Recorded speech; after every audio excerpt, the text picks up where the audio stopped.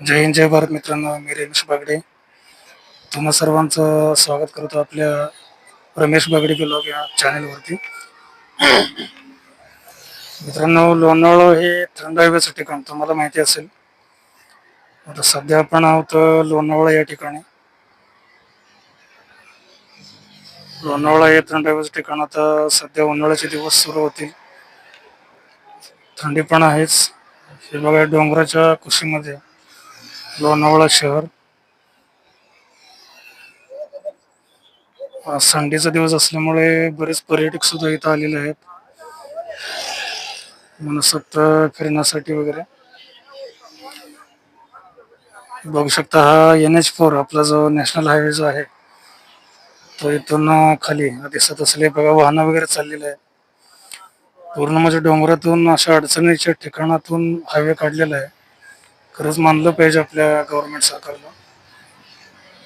बघू शकता, चारी बाजूला डोंगर, हिरवीगार झाडी. हा बघा, हा नॅशनल हायवे आहे. वाहनं वगैरे तुम्हाला दिसत असतील येताना. सुट्टीचा दिवस असल्यामुळे पर्यटक सुद्धा येत आहे त्या ठिकाणी व्हिजिट साठी. फिरायला सुद्धा छान आहे मित्रांनो स्पॉट.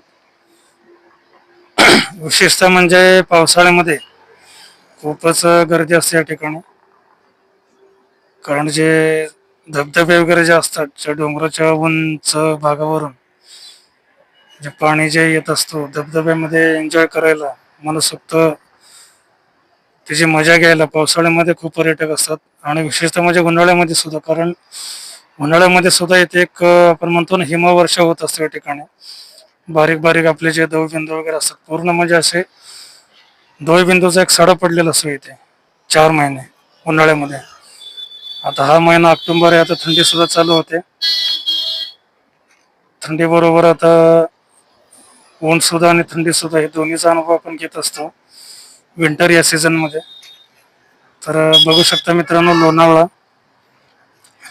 चारी बाजूने डोंगर, डोंगराच्या बरोबर मध्यभागी हे आपलं शहर वसलेलं आहे लोणावळा. म्हणजे इथली लोक सुद्धा भरपूर एन्जॉय करत असेल प्रत्येक क्लायमेट. पावसाळा, उन्हाळा, हिवाळा अतिशय मनसोक्त एन्जॉय करत असेल बरं का मित्रांनो. कधी आला तर एकदा व्हिजिट द्या.